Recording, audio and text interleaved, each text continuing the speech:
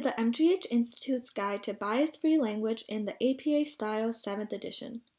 If you're unfamiliar with APA and haven't already watched the APA Basics video in the series, you should go back and begin there. This is the final lecture of the series and adapted from Dr. Diane Smith's PowerPoint on Bias-Free Language, APA 7th edition.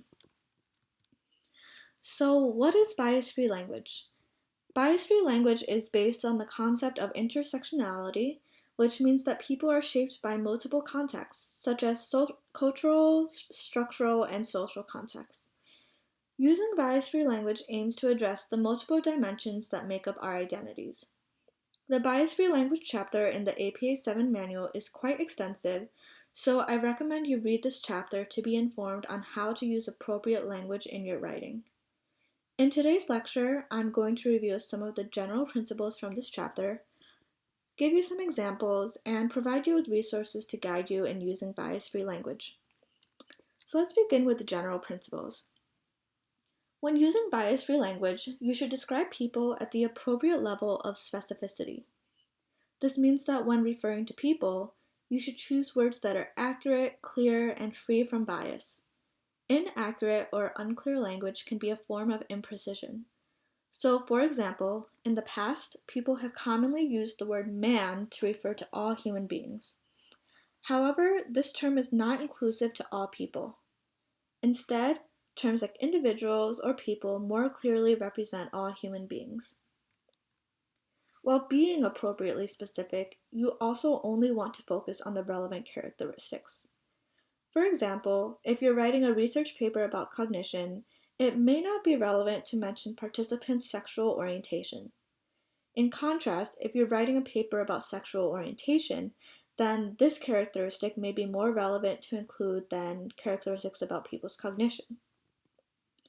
You should also remember that when discussing multiple relevant characteristics, such as race, gender, and sexual orientation, you should address the ways in which these characteristics intersect. Part of writing without bias is not only recognizing that differences should be mentioned only when relevant, but also acknowledging relevant differences when they do exist. You should evaluate the meaning of the word difference carefully in relation to the target population, not the dominant group. For example, a researcher who wants to generalize the study results to people overall, or students overall, and so forth, should assess and report whether the sample studied is different from the target population, and if so, describe how it's different. This is also good practice in research because you should only generalize findings to a population similar to the sample you studied. Once you determine which characteristics to describe, you should choose terms that are appropriately specific, which will depend on the research question and the present state of knowledge in the field. Do not mention characteristics gratuitously. However, when in doubt, be more specific rather than less, because it's easier to accumulate data than to separate data. You should consider the level of specificity early in the writing process. Using specific terms consistently throughout your paper makes it easier for readers to understand the generalizability of your findings. APA 7 has a comprehensive list of outdated versus the appropriate terms to use regarding age, disability, gender, participation in research, race, ethnicity, sexual orientation, and socioeconomic status. At the end of the lecture, I'll give you additional resources to guide you on appropriate terminology. Here are just a few of these examples. Specific nouns reduce the possibility of stereotypic bias and clarify discussion. So the words male and female should be used as adjectives when appropriate. It might be appropriate to use these terms as nouns when everyone in the group identifies as male or female.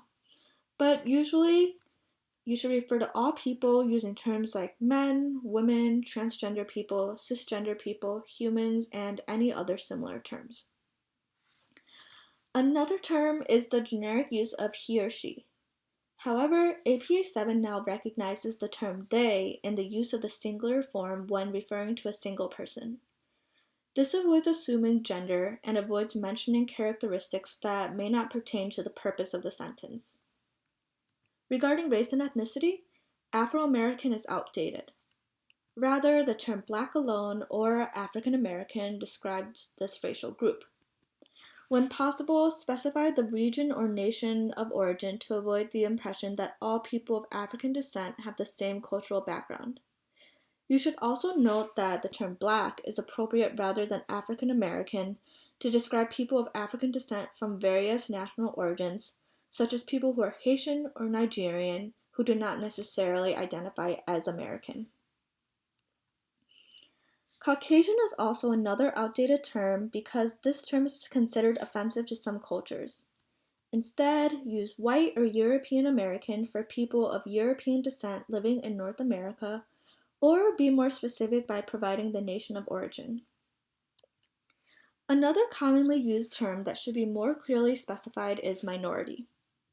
This term is usually equated with being less than, oppressed, and deficient in comparison with the majority. When it's necessary to compare a dominant racial group with a non-dominant racial group, use a modifier by saying racial minority, ethnic minority, or racial ethnic minority.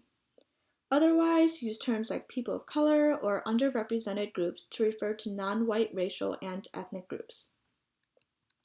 So this was a lot of information to cover in a few slides, so I do recommend that you read the chapter in the APA 7 manual to get a clearer picture of how to use bias-free language. Today, I'm giving you the overall message of being specific, yet also avoiding generalizations in your language. The key is to use person-first language and think of the people you're writing about as real humans rather than as defined by their conditions. Remember to be sensitive to labels and acknowledge people's humanity. Providing operational definitions and labels can avoid these false hierarchies and bias within your writing.